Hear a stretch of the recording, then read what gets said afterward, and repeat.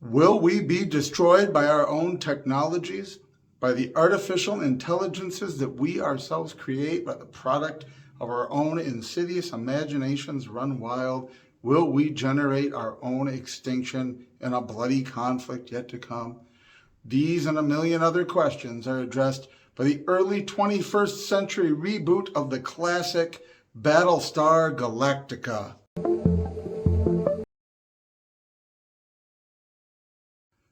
Battlestar Galactica deals with many timeless themes just like that. Will the product of human imagination, our technology, ultimately destroy us? This is a timeless cycle, as we see in the show, because it is set a long time ago in a galaxy far, far away.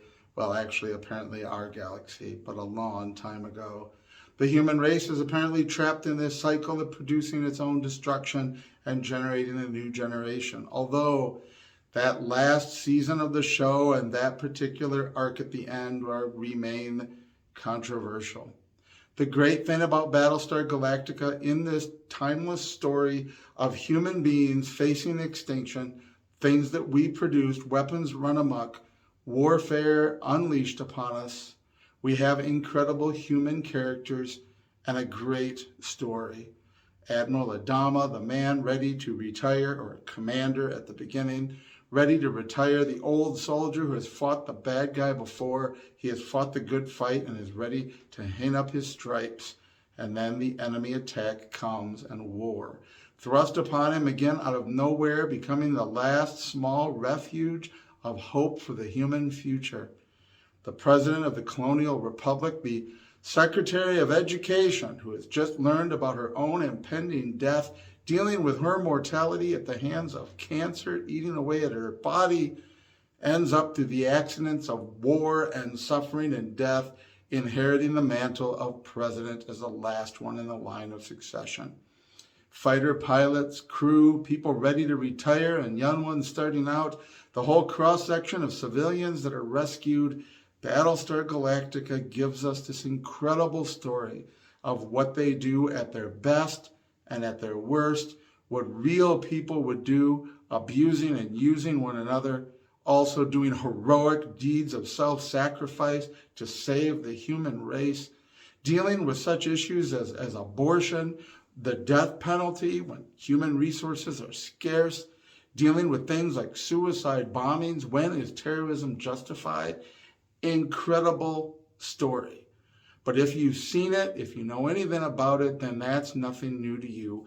There's a couple things I wanted to talk about specifically to Battlestar Galactica, the reboot. The first one is a religious thing. There's a really interesting twist that they do in this version of it with the Cylons and the Cylons' preoccupation with God, their preoccupation with a higher power. This has a lot of interesting theological implications, but also just from physics. Where do physics and metaphysics touch? At what point in the whole pondering of the universe, is it a simulation? Is it created by a higher intelligence? Is it wherever you fall on this spectrum, the increasing amount of people that believe in, I don't want to say intelligent design, because that kind of is stigmatized. It's already sort of a generation-old argument, whereas now we're into the simulated universe, the Mandela effect, you may or may not believe in, but the whole idea of the multiverse being rooted in the physics as best as we know them, and where in the world is the plan for all this? Is there one?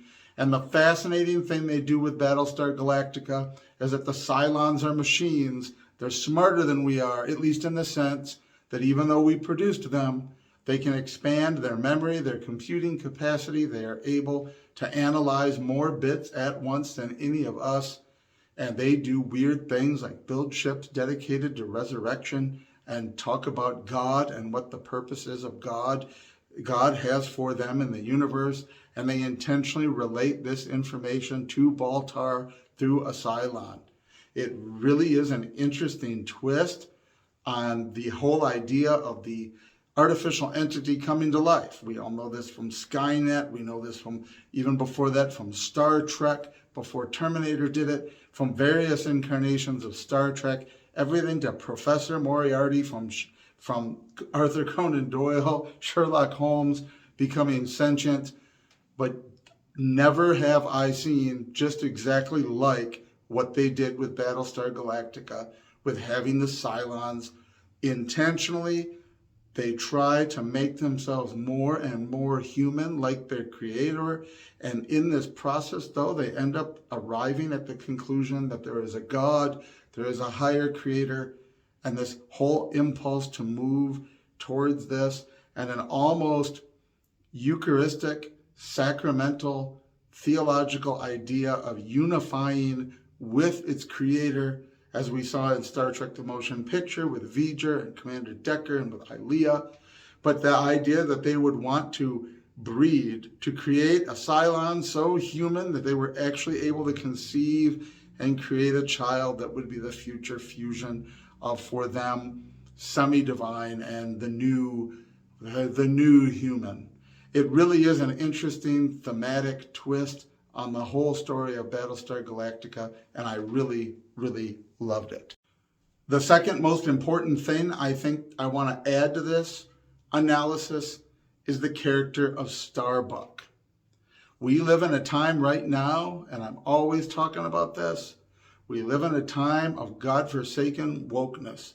Wokeness is the most vindictive, hateful, sexist, racist thing that has ever existed, because it only can analyze and see the universe through this image of all this imagined prejudice, all of this imagined hate, and therefore they relay that hate and drive that hate, and all of their stories have to drive this hate.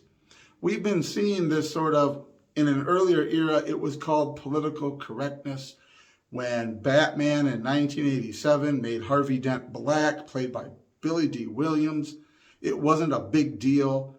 But they figured out a couple years later, when they were going to make him the villain Two-Face, that he couldn't be black, so they had to make him white to make him Two-Face. That's some acid attack that turned him into Two-Face, because it turned him white first. It was really silly. On the other hand, you had Billy D. Williams in a movie after Star Wars. You had Tommy Lee Jones as Two-Face. There was literally nothing to complain about in that. It was silly. We all sort of recognized what they had done, but it wasn't a big deal, and we still got a good story and a good movie. The stuff that's being made now doesn't have that finesse. It's crass and it's degenerate. When they were rebooting Battlestar Galactica and we heard that Starbuck was going to be a woman, there were quite a few of us in fandom that were like, that's weird. But it worked. It worked, and Katie Sackhoff is Starbuck. She will always be the Starbuck that I remember. She's fabulous. There's a bunch of reasons for why it worked, and this is why it worked in an earlier era, but it doesn't work now. Now it's all crass, surface, and preachy. We are filling the screen with characters like we did with Hawkeye.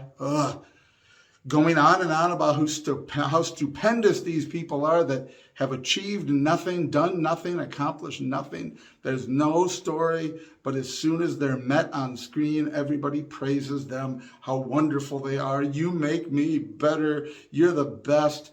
They are the superhero sci-fi protagonist version of the kid that always got a trophy and was told that they were great no matter how much they sucked at whatever they were doing.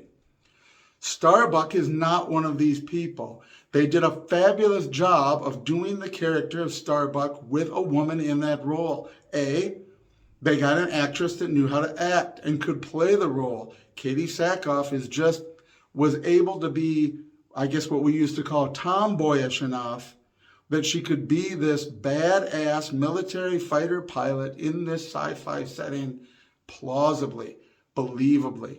We first meet her smoking and drinking and playing cards and tips the table over against her commander. And all of that is just, from the get-go, you're like, that's Starbuck. That is Starbuck. That's the new updated Starbuck that has all of those sort of character traits of the earlier one, but she nailed it. Despite the fact that that character is suddenly a woman, she plays the character well. She doesn't just get put in there so everybody can go, yay, there's a woman in this role. She's put in it as someone that can play the part. The part is well written. and the character fits into that universe just perfectly. The second thing they did, and this is a little bit more, again, what we used to call politically incorrect, she's attractive. Now, depending on what your type is, she's maybe not the most beautiful woman in the world, or maybe she is, depending on your type. But she's not hideous. Nowadays, they plant in intentionally people that are fat, out of shape. I say that as someone that could lose some weight. They intentionally stick in people that are body type, body positivity, doing unrealistic things for either their gender or their weight or their physical condition, because it's more seal clapping and to applaud at the representation.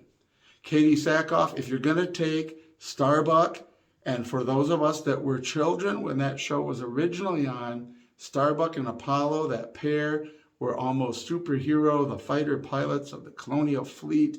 They were right up there with Luke Skywalker and Han Solo for a period of time. If you're going to swap one of them out for a woman, it has to be a woman that appeals to those kids now that they're older. And Katie Sackhoff filled that bill. She was an attractive woman who could be feminine, but nevertheless was able to fit right into that category of the rowdy pilot, the rowdy acting out pilot, bad boy, bad girl of the colonial fleet. And it worked perfectly. And this is just part of, again, the two things I wanted to point out, the theological aspect, the gender swapping aspect. When you're actually putting your heart and soul into writing a good story, you can do some of these changes and swapping, but the story has to be there. There has to be a plausible background. You can't dump in somebody that we've just met and have all the other characters on screen say how wonderful they are. And you saved my life by having this represented in a movie. That's just stupid and shallow. And if that saved your life, then my God, you had a sad and tragic life going and needed help in a variety of ways that had nothing to do with a film. But Battlestar Galactica, as I say, the last season kind of, the way it ended up was, I thought it was good to have them arrive at Earth and to work in the final part of that story that was always implied that they were our ancestors in some fashion.